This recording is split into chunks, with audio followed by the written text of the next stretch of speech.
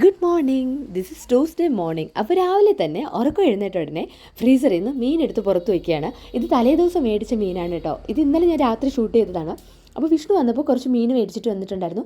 നല്ല ഫ്ലഷുള്ള ചൂര മീനായിരുന്നു. ഒരു ദിവസമല്ല, നമുക്കിത് 2 ദിവസത്തിൽ കൂടുതൽ എടുക്കാനുണ്ടായിരുന്നു. അതുകൊണ്ട് ഞാൻ 2 പാത്രത്തിലായിട്ട് മാറ്റി വെച്ചിട്ടുണ്ടായിരുന്നു. അതാണ് ഇപ്പോൾ രാവിലെ എടുത്ത് ഒന്ന് വെള്ളം ഒഴിച്ചിട്ടത്. ബ്രേക്ക്ഫാസ്റ്റിൽ നിന്ന് ഇടിയപ്പം മുട്ടക്കറിയാണ് പ്ലാൻ ചെയ്തിരിക്കുന്നത്. അപ്പോൾ ഇടിയപ്പത്തിലുള്ള മാവ് അവിടെ ഇട്ട് വെച്ചതിന് ശേഷം ചേന, ചേമ്പ്, പീയണിക്ക, പിന്നെ കുറച്ച് ചെറുപയർ ഇത്രയും കൂടെ ഇട്ട് ഒന്ന് വേവിക്കാൻ വെച്ചു എരിശ്ശേരി ഉണ്ടാക്കാൻ. അപ്പോഴേക്കും നമ്മൾ മുട്ട പുഴുങ്ങി വന്നിട്ടുണ്ടായിരുന്നു. ഇനി തിളച്ച വെള്ളം ഈ മാവിലേക്ക് ഒഴിച്ച് കുറച്ച് നെയ്യ് കൂടെയൊക്കെ ചേർത്ത് നന്നായിട്ടൊന്ന് ഇളക്കി യോജിപ്പിച്ച് ഒരു റൗണ്ടാക്കി മാറ്റി വയ്ക്കുക.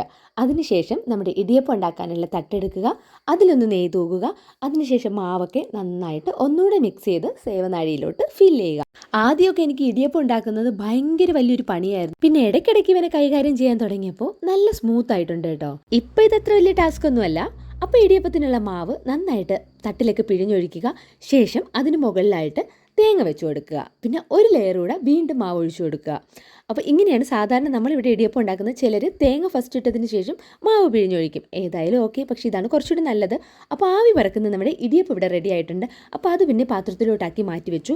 ഇനി നെക്സ്റ്റ് മുട്ടക്കറിയാണ്. മുട്ടക്കറിക്കുള്ള സവാളയൊക്കെ നന്നായിട്ട് വഴറ്റുക, തക്കാളി ഇടുക, ഇഞ്ചി വെളുത്തുള്ളി പേസ്റ്റ് ഇടുക, പിന്നെ പൊടികളൊക്കെ ഇടുക, തേങ്ങാപ്പാൽ ഒഴിക്കുക. അതിനുശേഷം മുട്ട ഇട്ട് കഴിയുമ്പോൾ മുട്ടക്കറി റെഡി. നെക്സ്റ്റ് നമുക്കൊരു ടീ ബ്രേക്ക് ആയാലോ? എവിടെ നിന്ന്, ബ്രേക്കിനൊന്നും സമയമില്ല, ഒരു ചായ കുടിക്കാം. നല്ല മഴ പെയ്ത് പുല്ലൊക്കെ പൊടിച്ചിട്ടുണ്ട്. ഇനി മഴ മാറിയാൽ ഇതൊക്കെ ഒന്ന് ക്ലീൻ ചെയ്യാൻ പറ്റുള്ളൂ. അപ്പോൾ ചായ കുടിയൊക്കെ കഴിഞ്ഞ് നമ്മുടെ എരിശ്ശേരിക്ക് വേണ്ടിയിട്ടുള്ള ആ ഒരു കൂട്ടൊക്കെ തയ്യാറാക്കി തേങ്ങയൊക്കെ അരച്ചു എരിശ്ശേരിയിലിട്ടു. അതിനുശേഷം കടുക് വറുത്തൊഴിക്കുകയാണ്. അതുകൂടെ കഴിയുമ്പോഴേക്കും നല്ല മണമുള്ള നല്ല സൂപ്പർ എരിശ്ശേരി ഇവിടെ തയ്യാറാണ്.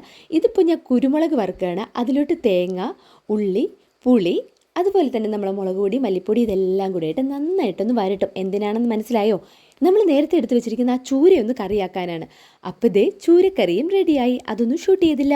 മഴയായതുകൊണ്ട് ഏതോ ഒരു പൂച്ചക്കുട്ടി ചൂടിന് വേണ്ടി കയറി കിടന്നതാണ്. കല്യാണി ഓട്ടിച്ചു വിടുന്നതാണ് നമ്മളിപ്പോൾ കാണുന്നത്. കല്യാണിക്കുട്ടിക്ക് ചെറിയ പനി ആയതുകൊണ്ട് 2 ദിവസം കൊണ്ട് സ്കൂളിൽ പോകുന്നില്ല. അപ്പോൾ പിന്നെ ഞാൻ ദേ റെഡിയായി ഓഫീസിൽ പോകാനായിട്ട് ഇറങ്ങുകയാണ്. ഇതിന് മുൻപുള്ളതൊന്നും വീഡിയോ എടുക്കാനായിട്ട് എനിക്ക് സമയം കിട്ടിയിട്ടുണ്ടായിരുന്നില്ല. അപ്പോൾ ഇന്നത്തെ വിശേഷം ഇത്രയേ ഉള്ളൂ. ഇന്ന് നമുക്ക് ജില്ലാ പഞ്ചായത്തിൽ വെച്ചിട്ടൊരു പരിപാടിയുണ്ട്. അപ്പോൾ നേരെ ഞാൻ അങ്ങോട്ടാണ് പോകുന്നത്. വീഡിയോസ് നിങ്ങൾക്ക് ഇഷ്ടപ്പെടുന്നുണ്ടെങ്കിൽ സബ്സ്ക്രൈബ് ചെയ്യാനും ലൈക്ക് ചെയ്യാനും കമൻറ്റ് ചെയ്യാനും മറക്കരുത് കേട്ടോ. അപ്പോൾ സപ്പോർട്ട് ചെയ്യുമെന്നുള്ള വിശ്വാസത്തിൽ അടുത്ത വീഡിയോയിൽ വീണ്ടും കാണാം.